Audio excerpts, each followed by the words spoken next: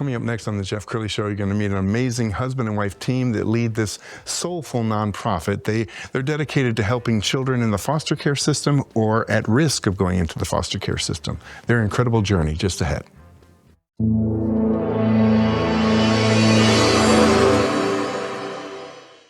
Many are predicting that the worst is yet to come, which is unfortunate, said one person here. Until now, they've enjoyed the reputation of being the nation's icebox. Watched a burglar in his home this morning by webcam. As a journalist of over 25 years, stories are what make my world turn. Reporting live from the Dallas newsroom tonight, Jeff Crilley, Fox 4 News. But in 2008, I took the jump from my familiar life and started a PR firm from my home. We're talking about anyone with a camcorder like the one I'm using becomes a television network. We started slowly growing the company, and we now have over 100 clients, and we've branched into the world of live digital broadcasting. I now own 8 different TV studios and have a huge team, and the stories that I now get to share are sometimes the most important of my life. Life has a funny way of coming around full circle. This is the Jeff Crilley Show. Well, the statistics are a little rough, but roughly 28,000 children are in the Texas foster care system, and countless others are at risk of going into the foster care system. I met this amazing husband and wife team, and I invited them on my show. Kelly and Richard Archibald are in the studios. They are the co-founders of Qavah The Storehouse. Awesome. Thanks for coming on the show. Thank you, Jeff. Thank you. We appreciate you. Well, I'm honored to have you on the show. So why don't we start at the very beginning? How did this journey begin? Do you want to start? Well, we started about 8 years ago collecting for first night bags. And first night bags are everything a child would need the first night they've been removed from the home. And so we just saw a need for that. And so we started that about 8 years ago, and it just kind of grew. From that, we have collected for multiple counties for the whole entire year for them to give first night bags to children who've been removed. So we grew, and I had the opportunity to go to some other nonprofits to see what they were doing, and I was like, oh my goodness, I want to do these things. So they have they have facilities where they allow people to come and do visits. And so I was like, okay, we want to grow and do some more things. And so we just became a 501c3 and started doing some other things. Richard, why is this so important to that child at that moment in time? Well, the main reason is because when a child's removed, they really don't have anything. They're oftentimes, at least my experience with that was, you don't have any of your own stuff, and you're really just there, and you don't have anything to wear to bed. You don't have anything to brush your teeth with, just things like that. And so that's really why it's so important, is so that they have something to call their own. Sure. They have something to take care of themselves with, and that's really the importance of it. All right, why don't we do a little show and tell? We're going to begin with you, Kelly. Why don't you pull up that backpack? And this is a pretty standard. Yes. My hanger's stuck. Okay. That's okay. It's a kind of a standard gift. This is. Yes. Okay. So a little girl. This is for a little girl, and so when she is removed, we would provide a bag like this, and this one has a pajama set with slippers, which what little girl wouldn't want something like that? And then we have an outfit for the next day, for her. So, whatever she's going to be doing if she goes to school or whatever. And these are all new. These brand new. We provide brand new. And we decided that we would do this like as if our children were going to spend the night with somebody. Sure. So they're getting exactly what I would give my children. And so there's a little puzzle in here for her. We have underwear, and we have toothpaste and toothbrush and soap. And so she has all of these things. And these are her things that she gets, because oftentimes, they may have their things in a trash bag, or they may not, like you said, they may not have anything at all. So we want these children to know that there's someone who cares for them and that they are important too. Okay, while you're packing that up, okay, yes. Richard, why don't you grab your duffel bag? Sure. So this is for an older boy, and it has similar items, but just geared toward an older boy. Includes a sketch pad, utilize something that they can play with other boys that might be wherever they are with them. Shorts, sweatshirt, pajamas, toothbrush, deodorant, things you want to have. And often I imagine that you're there when they receive it. I mean, We are not there when they receive it because when they go into care, it's a lot of times it's an emergency situation. And so we provide these for CPS offices. Okay. And so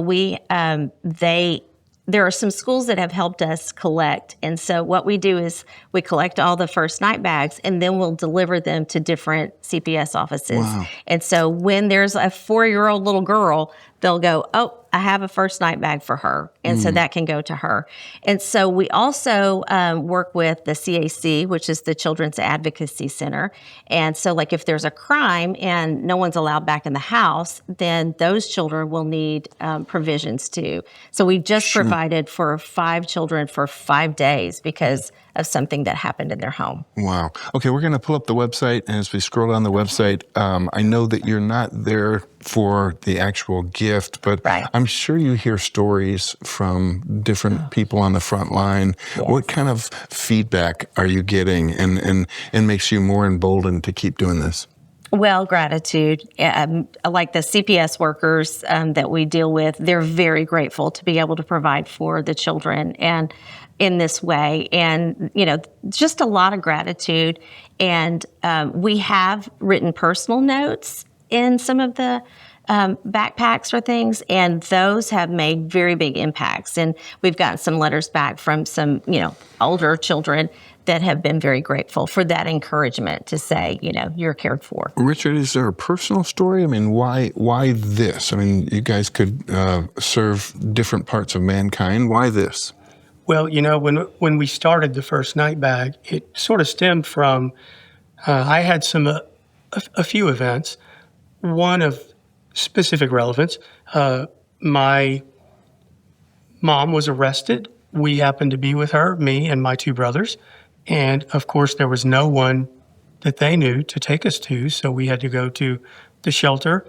And it was it's been a while, but it was one of the shelters where it was almost like you just got a little gown you threw over you. Right. And that's all you had. And if you didn't have anything else, you didn't have anything else, and they didn't provide it. And so the first night bag idea to me was, this is a great thing. I think that it would have been so important, comforting, if I had had such a thing. And that's what led to doing the first night bags, and then that led to others contributing. Yeah. And it just sort of, I guess, snowballed from there. That's beautiful. I'm watching your eyes, and your eyes changed when you told that story. What's going on in your heart right now? Why does that still make you misty? Well, I think just the event and then the appreciation, the idea that I could help someone that might be in that situation, have some confidence, stand up for who they are, because they got their own stuff. Yeah. They're not walking around in a hospital-type gown that the back may or may not be open. Right. So it's almost a protection Sure. sense. And yeah, that is meaningful. Absolutely beautiful. We're going to show some pictures off of your Facebook. You don't have to narrate each picture, but as we put these up, maybe describe what we're looking at. So that would be, we have done things for back to school. So that was a back to school fundraiser that we did. That is we did this the other day. We had a resource fair. And so these are, the first night bags, just showing what we do. And that is our other director, Cheyenne Weeble. She's our good friend. Okay, this was a reunification party, and that's the mom and her babies. And okay, we had a ball. We had an absolute ball. To celebrate her, she did all the work and was able to be reunified with her children. And all she asked for were diapers. Okay, we were able to donate to the homeless students who are parents at DISD. So we were, those are Halloween costumes for those students so that they, people still need to go trick-or-treating. You need to have a regular life. Sure. And so some NCL young ladies collected Halloween costumes, and so we donated them to DISD. And those are for our first night bags. Those are some items that were donated to us for our first night bags. Beautiful. Well, I know you're a nonprofit, We are. 501c3, Yes. so you depend on donations. We do. We have about 2 minutes left, so Okay. I want you both to give kind of final thoughts. Why don't we start with you, Kelly, and we'll end with Richard. Final thoughts. What do you want to leave the viewer with? Well, we are so grateful for the opportunity to share about the Storehouse. We have dreams of serving people in bigger ways. And so if you feel led to donate to us, we would appreciate that. It all goes to the children. We don't make any money off of this at all. Every single dime goes to serve the children. And we are so grateful, Jeff. Thank you so much. It's my honor. Richard? Yeah, well, like Kelly said, we would like to have a location where we could have places where children could come, and she calls it shopping. I would call it picking things out because you're not paying for it. Yes. I was in Bugner Children's Home for a little bit, and they had a similar type situation where you could go in and Yes. pick out two shirts, pick out a clip-on tie, a suit Yes. jacket for Yes. church. And that has really stuck with me. And so being able to provide that would be a terrific thing that we would want to do. All right, before we go, I know you have a very popular podcast. Let's put that on the screen, and you can talk about the kinds of guests that you have on your show. And Okay, so Christine Nance, she's adopted 3 children through CPS, and her father was in prison when she grew up and was since executed. And so she's has a beautiful story. Josh Brewer grew up in the foster care system. Amazing young man who has a beautiful family now.